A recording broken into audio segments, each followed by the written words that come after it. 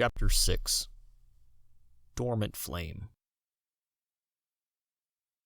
The Pyros crash-landed a couple miles south. Their comets had sputtered and come undone seconds into the air when they first retreated, but with some hang time, launched them fast and far until they hit the ground. 2 of them rolled, bursting into ash. The 3rd and 4th landed ahead of them, alive. Doyle wasn't far behind. One of the Pyros coughed up a storm as he emerged from his landing. What was that? Have know we were coming? Look at me, gah, stitched up by your lousy flame. He stood from the impact, looking at his disintegrating comrades as Doyle feathered to the ground. See that? They didn't even hold together. Grace! He ran to the girl's ashes and scooped them up as they fell through his fingers. Because of you, they had to die again. His eyes were wild with tears. They were able to fight again, Doyle said. He looked up at the stars. Still a ways from home. We should keep moving. Can you comet? The pyro touched his stomach. It churned like magma sliding beneath the crust, glowing up through his ribcage and out his mouth as he spoke. He flapped an arm. I can barely keep together after what you did to me, you charcoal-brained prick. Doyle snatched him by the collarbone. You would have been dead without me. Maybe that wouldn't have been so bad. He shoved off, throwing the ash back into the pile. Instead of having to wait it out, see if I'll even make it back. What will Morgana say if you come back alone? Doyle turned away. I will tell her I did everything I could to save you. Oh, the Homo Ignis could keep himself alive, but us, the kindling, nothing but blessed purpose for the cause. She'll understand when her love-starved puppy-loyal bootlicker comes back to plow her brains out at the top of Gigantium. That's all she gives a fuck about, getting head from you. And I get this. Look at me. Even if I do make it, how long have I got? Really? And is it worth going on? What do you want me to do about it? Doyle shouted back at him. He held up his missing forearm. We all lost something. So what if you're on borrowed time? You couldn't take a couple pot shots to the gut. Who's to blame for that, really? The fire cooked hot in his eye socket, crackling as his jaw firmed up. He pointed at the pyro. I led you. I didn't fight for you. It's your own damn fault for making me use this to resurrect you in the first place. Fire shackled his fingers. The pyro, who'd been keeping quiet, raised his voice to an audible murmur. We should get back, you two. Sooner the better. Get some help.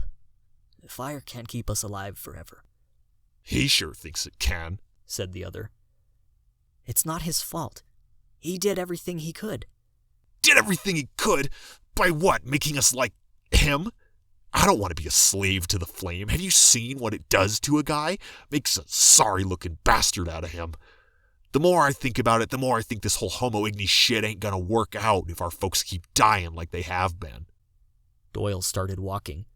Where are you going? Since neither of you can comet, I'm escorting you back. Come if you want, otherwise I'm going to fly the rest of the way. There will be no stopping. The quiet pyro shook his head while he looked at the other. His eyes said they should go, that they shouldn't keep agitating the only person out here taking care of them. So what if they blew themselves apart in disgraceful combat? Or that they had to live with exposed flame like some hideous face tattoo from their youth? Doyle did it all the time, and his was actually on his face. He followed the quiet pyro lagging behind the Homo Ignis across the plains to the volcanic smog in the distance. At least they were alive, he conceded, and that was better than nothing, especially when they still had their looks. Then where did he get that flame from, Linda? 'Cause he sure as hell didn't get it from me. Flameless. My whole life. But he's got it. You explain that. The man thumbed his chest as he waved a drunken arm over their boy, holding a wisp of fire. The woman cowered in the corner beside the sofa. I wouldn't lie to you, Brutus. Especially not about Doyle's father. She stepped closer to her husband, but he only turned away from her, holding his fists at his side. Do not touch me, Linda. You don't believe me? Her knees buckled, and the soft way she held her cupped hands close to her chest made her look pathetic. Tears welled in her eyes as her cheeks reddened. She looked down at her boy, who handled the orange, flickering light without any burns or pain. He looked and smiled, showing her the warm pet he'd found. She nodded tearfully and tried to force a smile, but instead let out a defenseless gasp that she covered with her hand. Brutus glanced back at her. Which one did it to you? Was it tightness? I swear to God, Linda, if that dirty asshole got his hands on you, I'd... Her eyes snapped to his fattening face. The creases in it were deep. He looked tired, much older than when they'd met. I swear, Brew, I would never do something like that. Not to you. She came closer to him, tracing the edges of his skin with her fingers. His lips drew into a steady line as he glanced back at Doyle, playing with the flame. He looked at her. Then what do we do about his fire? What do you mean? He nodded at the boy.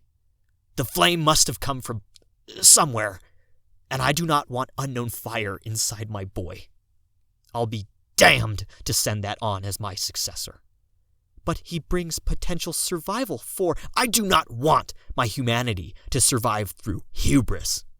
She retreated, backing into the arm of the sofa. The bump made her jump. She shook her head. To take away his flame, but what if he dies under a drench? Have you seen the counselors who put themselves in harm's way, the way Styles puts them up against impossible odds? Why do you think they party so often if it is not a victory over death? I do not want my son pulverized beneath the rains, Linda, and neither should you if you're worthy of being called his mother. I want him to thrive, she cried. Who cares what he is, what makes him different? He does not need to join the ranks to be valuable to us. You think Salander won't just come in here and scoop him up? The world's drowning.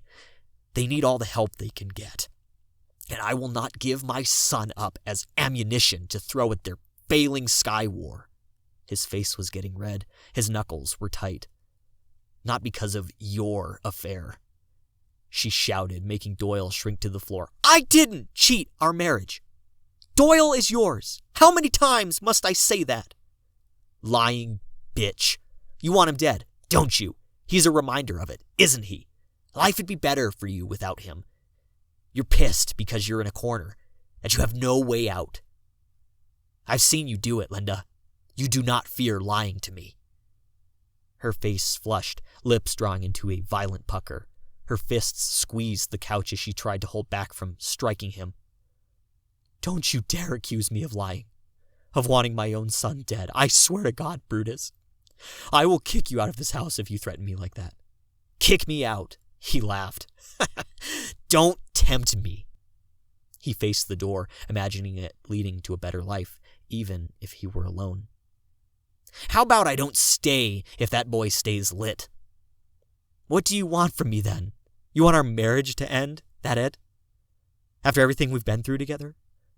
Seeing that boy spark up made me question everything until now, Linda. I thought we had it all before this. Life was great before we had a kid. Hell, even his young days were good when we didn't know he could burn. But now I look back at all that and wonder, do you even love me anymore? He faced her. Did you ever? Of course I do. And did. With how you're acting, though? Not anymore, huh? He thumbed covertly at Doyle, who saw it anyway and ceased playing with his fire. She lowered her head and sighed. I can't take this. The fighting. It's not because of him. That. I am just as surprised by his fire as you are, Brew. He sighed, too. Do we need to keep up like this, then? No, she said, jumping at the chance to put out the fire just as her son had. We can keep on without mentioning, but his flame, Brutus said. You won't accept it, even if we keep him from the proctor? People don't need to know, Brute, but they will. It always comes out, always.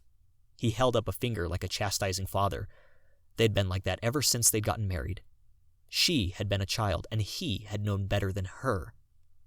It didn't help that she shrunk away from him every time he felt like he was right either, encouraging him to dominate the house like a parent high on their authority.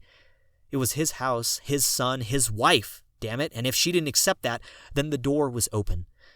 At least he'd never hit her. To think she threatened to kick him out too. How ironic. The child makes herself a victim yet again, he thought, all because she won't own up to her fucking mistakes. Fine, she said. You really want to take us down this path? Go ahead. Want to get rid of his flame? Go to the Taoist then. See if they can help. As if they would. Not worth it for a flameless son? He glared at her, finding a morsel of hatred he'd always felt in their early days, but never brought up. They'd had innocent times back then, back when they were both children. It didn't matter the annoying things she did back then, but with the lies and the spite coming out of her now, the whole of their marriage had been threatened. Everything was different because of that boy, his fire. It would have been easier if he'd never been born, Brutus thought. And then I wouldn't be here arguing to cover for her mistake. Then you'll come with me, he said. Her eyes flashed. Me? Why do you need me? Who's going to watch the house? You're owning up to your mistake. Consider it an apology. I will not take full responsibility for your actions. Besides, Doyle can be alone for a while. It'd be good for him. She hesitated, looking at her son on the floor. Fine, she said, wiping her nose. I'll pack a bag. She disappeared into the back bedroom. Don't forget the canteens. Doyle had stopped playing with the flame, lowering his head into a neutral position to evade any aggression. When his father called his name, he barely met the man's eyes, trying to make himself look as small as possible. Doyle, I said, Brutus repeated. The boy looked back as if he was about to get hit.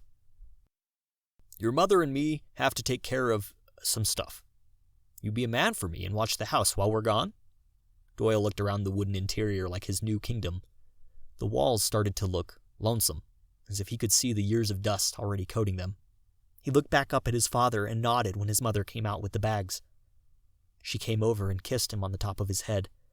Brutus turned around after nodding once at the boy. Lenda looked back at her son as they went to the door. Her eyes were red, but they looked hopeful. Then they opened and shut the door behind them, and then Doyle was alone with the silence. The orphaned boy stared at the setting sky 3 weeks after his parents had left. He sat in the dirt outside his cottage, shivering everywhere except for his hands holding the flame.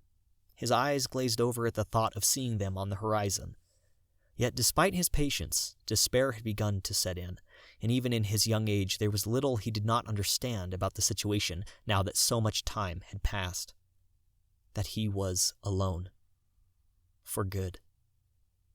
The nightlife sounds of the city grew alive behind him, with commenting counselors coming back to tell the stories of their battles against the monsters in the wild. A chill ran through and dashed his flame. What must it feel like to stand beneath a storm, knowing you're the only one capable of stopping it? Who would even know you had failed? How many had died with no one around to mourn them? How many of them had died without the fire to stand on? The flame rolling around like an anxious tide in his body began to feel malicious rather than like a boon, as all the other fireborn had believed. Those kids had been special, at least that's what their parents said. His had believed it was a curse. He did not know what to think of the only thing keeping him warm, but he knew that it was a part of him. A comet sizzling with glassy blue light streaked overhead, hardly affecting him. It crashed somewhere down in the market, letting out another counselor who headed into the sky tap to brag about the dry jacket on their shoulders. He looked back at his hands, observing the ashy color in his palms, and frowned. They left because of me, he thought. Then the next thing he knew, he was flailing up from his spot and somersaulting hard into the dirt, upside down, staring first at the clumsy feet, then tracing down to the bewildered face of another young boy with dark hair. Doyle spit out the grit and picked himself up off the ground. Hey, why'd you do that? Look where you're going. The boy held up defensive hands. Why were you sitting in the middle of the path? I could have hurt you, you know. Doyle stretched out his back with a wince. Who said you didn't? "Oh, please," said the boy as he crossed his arms and looked downtown. Doyle got to his feet and offered a hand. The boy looked at it. "I'm Doyle." "Marlowe."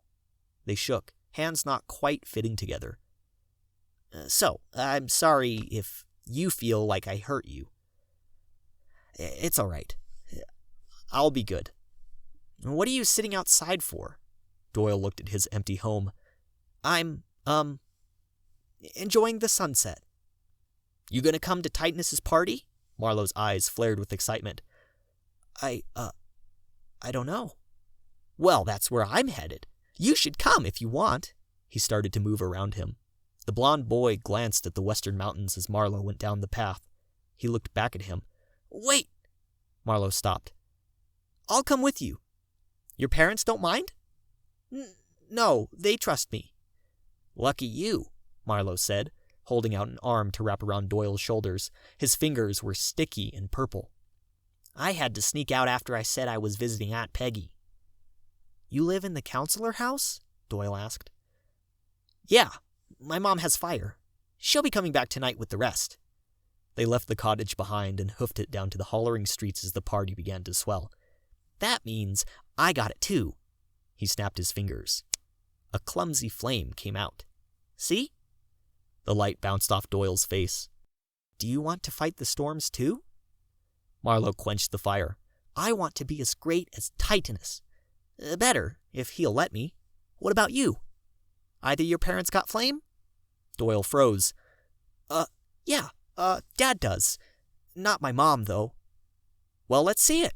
Marlowe let go and gave him an audience. "I want to see whose is brighter." Doyle looked ashamed. I can't yet." Marlowe frowned, but slung his arm back around his new friend and kept walking. "Well, look, Doyle, if you stick with me, I'll get that flame out of you, and me and you'll be counselors under a drench in no time." "You mean that?" Doyle's eyes lit up.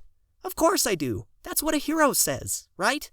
Now come on, we're going to miss Titanus's comet."